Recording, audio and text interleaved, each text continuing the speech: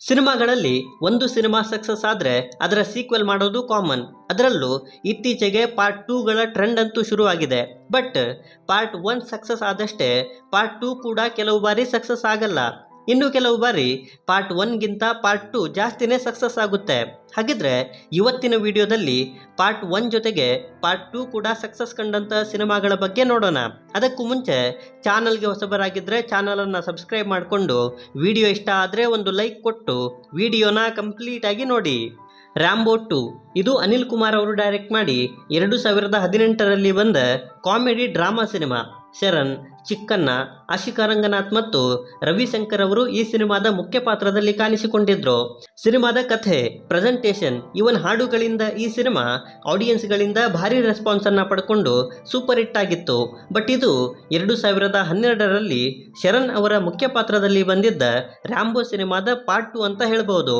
ಕಥೆಯಲ್ಲಿ ಯಾವುದೇ ಲಿಂಕ್ ಇಲ್ಲದೆ ಇದ್ರೂ ಕೂಡ ಟೈಟಲ್ ಅಲ್ಲಿ 2 ಪಾರ್ಟ್ಗಳನ್ನ ನೋಡಬಹುದು. ಸೊ ರ್ಯಾಂಬೋ ಸಿನಿಮಾ ಕೂಡ ಆಡಿಯನ್ಸ್ಗಳಿಂದ ಬ್ಲಾಕ್ ಬಸ್ಟರ್ ರಿವ್ಯೂ ಅನ್ನ ಪಡ್ಕೊಂಡಿತ್ತು. ಇವನ್ ರ್ಯಾಂಬೋ 2 ಕೂಡ ಸೂಪರ್ ಹಿಟ್ ಆಗಿ ಸಾಬೀತಾಗಿತ್ತು. ಆಪ್ತರಕ್ಷಕ 2010ರಲ್ಲಿ ಬಂದ horror mystery cinema. P Vasu ಅವರು ಡೈರೆಕ್ಟ್ ಮಾಡಿ ವಿಷ್ಣುವರ್ಧನ್, ಅವಿನಾಶ್ ಮತ್ತು ಕೋಮಲ್ ಹೀಗೆ ಸಾಕಷ್ಟು ಜನ ಮುಖ್ಯ ಪಾತ್ರದಲ್ಲಿ ಕಾಣಿಸಿಕೊಂಡಿದ್ರು. ನಾಗವಲ್ಲಿಯ ಪೇಂಟಿಂಗ್ ಇರುವಂತಹ ಒಂದು ಫ್ರೇಮ್ ಎಲ್ಲಿಗೆ ಹೋಗುತ್ತೋ ಅಲ್ಲೇ ಒಂದು ಪ್ರಾಬ್ಲಮ್ ಶುರುವಾಗುತ್ತೆ. ಆ್ಯಂಡ್ ಅದನ್ನು ಸಾಲ್ವ್ ಮಾಡೋಕೆ ವಿಷ್ಣುವರ್ಧನ್ ಅವರು ಬರೋ ಕಥೆನೇ ಸಿನಿಮಾ. ಇದು 2004ರಲ್ಲಿ ಪಿ ವಾಸು ಅವರೇ ಡೈರೆಕ್ಟ್ ಮಾಡಿದ್ದಂತಹ ಆಪ್ತಮಿತ್ರ ಸಿನಿಮಾದ ಸೀಕ್ವೆಲ್. ಆಪ್ತಮಿತ್ರ ಸಿನಿಮಾದಲ್ಲಿ ಸೌಂದರ್ಯ ಅವರು ನಾಗವಲ್ಲಿಯಾಗಿ ಪರಕಾಯ ಪ್ರವೇಶ ಮಾಡಿದ್ರು. ಆ್ಯಂಡ್ ಆಡಿಯನ್ಸ್ಗಳು ಆ ಸಿನಿಮಾನ ಗೆಲ್ಲಿಸಿ ಬ್ಲಾಕ್ ಬಸ್ಟರ್ ಕೂಡ ಮಾಡಿದ್ರು. ಈ ಸಿನಿಮಾ ರೀಮೇಕ್ ಆಗಿದ್ರು ಕೂಡ ಕನ್ನಡದಲ್ಲಿ ಒಳ್ಳೆ ರೆಸ್ಪಾನ್ಸ್ ಅನ್ನ ಪಡ್ಕೊಂಡಿತ್ತು. ನಂತರ 6 ವರ್ಷಗಳ ಬಳಿಕ ಅದೇ ಸಿನಿಮಾದ ಸೀಕ್ವೆಲ್ ಆಪ್ತರಕ್ಷಕ ಕೂಡ ಅಷ್ಟೇ ಹೈಪ್ ಜೊತೆಗೆ ರಿಲೀಸ್ ಆಗಿ ಅದು ಕೂಡ ಬ್ಲಾಕ್ ಬಸ್ಟರ್ ಆಗಿ ಸಾಬೀತಾಗಿತ್ತು. ಭಜರಂಗಿ 2 2021ರಲ್ಲಿ ಎ ಹರ್ಷ ಅವರು ಡೈರೆಕ್ಟ್ ಮಾಡಿ ಶಿವರಾಜ್ ಕುಮಾರ್ ಅವರು ಮುಖ್ಯ ಪಾತ್ರದಲ್ಲಿ ಕಾಣಿಸಿಕೊಂಡಿದ್ದ ಸಿನಿಮಾ. ಆಯುರ್ವೇದವನ್ನ ಭಜರಂಗಿ ಉಳಿಸೋ ಕಥೆನೇ ಸಿನಿಮಾ. ಇದು 2013ರಲ್ಲಿ ಇದೇ ಕಾಂಬಿನೇಷನ್ನಲ್ಲಿ ಬಂದಿದ್ದ ಭಜರಂಗಿ ಸಿನಿಮಾದ ಸೀಕ್ವೆಲ್ ಆಗಿತ್ತು. ಭಜರಂಗಿ ಸಿನಿಮಾ ಥಿಯೇಟ್ರಲ್ಲಿ ಆಡಿಯನ್ಸ್ಗಳ ಮನಸ್ಸನ್ನ ಗೆದ್ದು ಒಳ್ಳೆ ಕಲೆಕ್ಷನ್ ಜೊತೆಗೆ ಬ್ಲಾಕ್ ಬಸ್ಟರ್ ಕೂಡ ಆಗಿತ್ತು. ನಂತರ 8 ವರ್ಷಗಳ ಬಳಿಕ ಬಂದ ಭಜರಂಗಿ 2 ಕೂಡ ಅದ್ಭುತ ರೆಸ್ಪಾನ್ಸ್ ಅನ್ನ ಪಡ್ಕೊಳ್ತು. ಆಕ್ಚುಲಿ ಈ ಟೈಮಲ್ಲಿ ಅಪ್ಪು ಅವರ ಅಕಾಲಿಕ ಮರಣದಿಂದ ಈ ಸಿನಿಮಾಗೆ ಸ್ವಲ್ಪ ಪೆಟ್ಟು ಬಿತ್ತು ಬಿಟ್ರೆ ಪಾರ್ಟ್ 1 ಅಷ್ಟೇ ಪಾರ್ಟ್ 2 ಕೂಡ ದೊಡ್ಡ ಸಕ್ಸಸ್ ಕಾಣುವ ಸಾಧ್ಯತೆ ಇತ್ತು. ಅಷ್ಟಾದರೂ ಕೂಡ ಪಾರ್ಟ್ 2 ಸೂಪರ್ ಹಿಟ್ ಆಗಿರೋದು ವಿಶೇಷ. ಉಪ್ಪಿಟ್ಟು ಉಪೇಂದ್ರ ಅವರು ಡೈರೆಕ್ಟ್ ಮಾಡಿ ಆಕ್ಟ್ ಮಾಡಿದ್ದಂಥ ಸಿನಿಮಾ. ಈ ಸಿನಿಮಾದಲ್ಲಿ ಉಪೇಂದ್ರ ಅವರ ಜೊತೆಯಾಗಿ ಪಾರುಲ್ ಯಾದವ್ ಮತ್ತು ಕ್ರಿಸ್ಟಿನಿ ಅಖೇವಾ ಅವರು ಮುಖ್ಯ ಪಾತ್ರದಲ್ಲಿ ಕಾಣಿಸಿಕೊಂಡಿದ್ರು. ಸಿನಿಮಾದಲ್ಲಿ ನಾನು ನೀನು ಅನ್ನೋ ಸಮಾಜದ ಕಡು ಸತ್ಯವನ್ನ ಉಪೇಂದ್ರ ಅವರು ತಮ್ಮದೇ ಸ್ಟೈಲಲ್ಲಿ ತೋರಿಸಿದ್ರು. ಆಕ್ಚುಲಿ ಇದು 1999ರಲ್ಲಿ ಉಪೇಂದ್ರ ಅವರೇ ಡೈರೆಕ್ಟ್ ಮಾಡಿ ಆಕ್ಟ್ ಮಾಡಿದ್ದಂತಹ ಉಪೇಂದ್ರ ಸಿನಿಮಾದ ಸೀಕ್ವೆಲ್. ಉಪೇಂದ್ರ ಸಿನಿಮಾ ಸಾಕಷ್ಟು ಕಾಂಟ್ರವರ್ಸಿಗಳನ್ನು ಮಾಡಿ ಅಷ್ಟೇ ಆಡಿಯನ್ಸ್ಗಳಿಂದ ಒಳ್ಳೆ ರೆಸ್ಪಾನ್ಸನ್ನು ಪಡ್ಕೊಂಡು ಬ್ಲಾಕ್ ಬಸ್ಟರ್ ಆಗಿತ್ತು.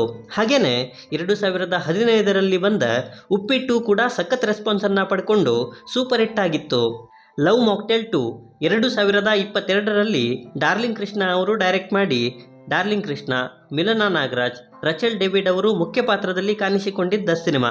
ಸಿನಿಮಾದಲ್ಲಿ ಆದಿ ನಿಧಿ ಸಾವಿನ ಡಿಪ್ರೆಷನ್ನಲ್ಲಿ ಇರುವಾಗ 2ನೇ ಮದುವೆ ಮಾಡಿಕೊಳ್ಳೋಕೆ ಅವನ ಫ್ರೆಂಡ್ಸ್ ಫೋರ್ಸ್ ಮಾಡ್ತಾರೆ.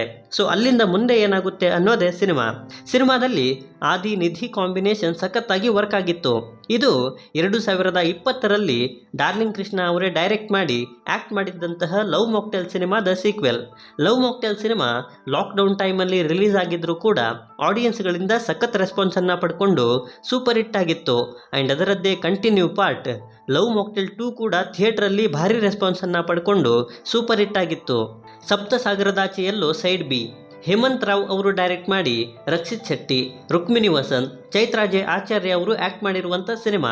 2023ರಲ್ಲಿ ಬಂದ ಈ ಸಿನಿಮಾದಲ್ಲಿ ಜೈಲಿಂದ ಹೊರಬಂದವನು ಪ್ರಿಯಾಳ ನೆನಪಲ್ಲಿ ಏನೆಲ್ಲ ಮಾಡ್ತಾನೆ ಅನ್ನೋದನ್ನು ತೋರಿಸಿದ್ದಾರೆ.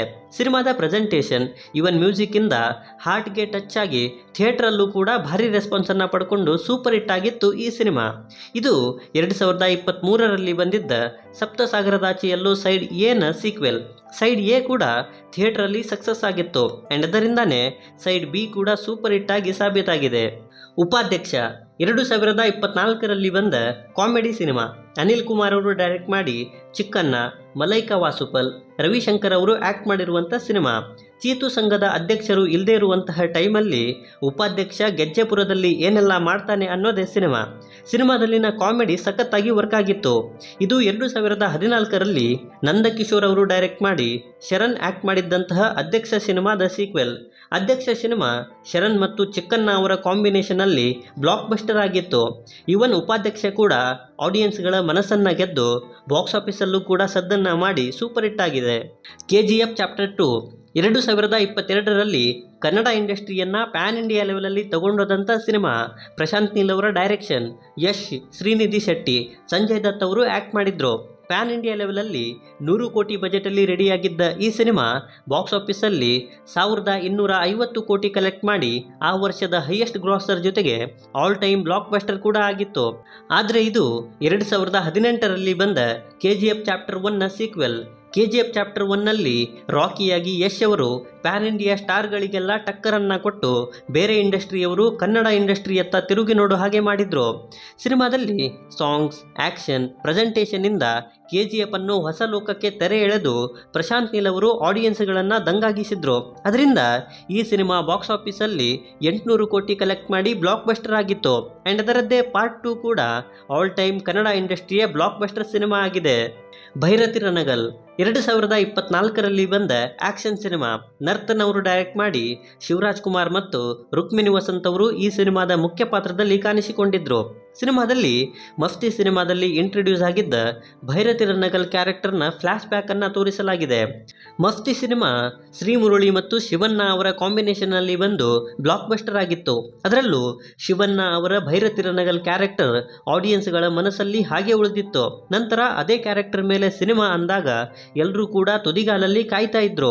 ಇವನ್ ಸಿನಿಮಾ ರಿಲೀಸ್ ಆದಾಗ ಸಿನಿಮಾ ಥಿಯೇಟರಲ್ಲಿ ದೊಡ್ಡ ಸಕ್ಸಸ್ ಆಗಿ ಬ್ಲಾಕ್ ಬಸ್ಟರ್ ಕೂಡ ಆಗಿ ಸಾಬೀತಾಗಿದೆ.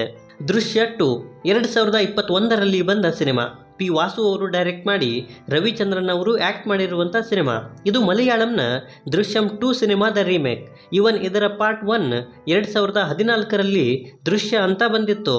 ಅದು ಕೂಡ ಮಲಯಾಳಂನ ದೃಶ್ಯಂ ಸಿನಿಮಾದ ರೀಮೇಕ್ ಆಗಿತ್ತು. ಮಲಯಾಳಂನಲ್ಲಿ ದೃಶ್ಯಂ 1 ಮತ್ತು ದೃಶ್ಯಂ 2 ಕೂಡ ಬ್ಲಾಕ್ ಬಸ್ಟರ್ ಆಗಿ ಸಾಬೀತಾಗಿದ್ವು. ಇನ್ನು ಕನ್ನಡದಲ್ಲಿ ರೀಮೇಕ್ ಆಗಿದ್ರೂ ಕೂಡ ದೃಶ್ಯ ಸಿನಿಮಾ ಕನ್ನಡದಲ್ಲಿ ಒಳ್ಳೆ ಸದ್ದನ್ನು ಮಾಡಿ ಸೂಪರ್ ಹಿಟ್ ಆಗಿತ್ತು. ಆ್ಯಂಡ್ ಅದರದ್ದೇ ಕಂಟಿನ್ಯೂ ಪಾರ್ಟ್ ದೃಶ್ಯ 2 ಕೂಡ ಸೂಪರ್ ಹಿಟ್ ಆಗಿದೆ. ಸೊ ಇವಿಷ್ಟು ಸಿನಿಮಾಗಳು ಇವತ್ತಿನ ನನ್ನ ಲಿಸ್ಟಲ್ಲಿ ಇದ್ದಂತಹ ಪಾರ್ಟ್ 1 ಅಷ್ಟೇ. ಪಾರ್ಟ್ 2 ಕೂಡ ಸಕ್ಸಸ್ ಕಂಡಂಥ ಸಿನಿಮಾಗಳು. ಸೊ ಈ ಸಿನಿಮಾಗಳಲ್ಲಿ ನಿಮ್ಮ ಫೇವ್ರೆಟ್ ಸಿನಿಮಾ ಯಾವುದು ಅನ್ನೋದನ್ನು ಕೆಳಗೆ ಬರೆದು ತಿಳಿಸಿ. ಬಾಕಿ ವಿಡಿಯೋದಲ್ಲೇನಾದರೂ ಇಷ್ಟ ಆಗಿದ್ರೆ ದಯವಿಟ್ಟು ಚಾನಲನ್ನು ಸಬ್ಸ್ಕ್ರೈಬ್ ಮಾಡಿಕೊಂಡು ಸಪೋರ್ಟ್ ಮಾಡಿ. ಕೊನೆಯಲ್ಲಿ ಸಿಗ್ತಾ ಇರೋಣ.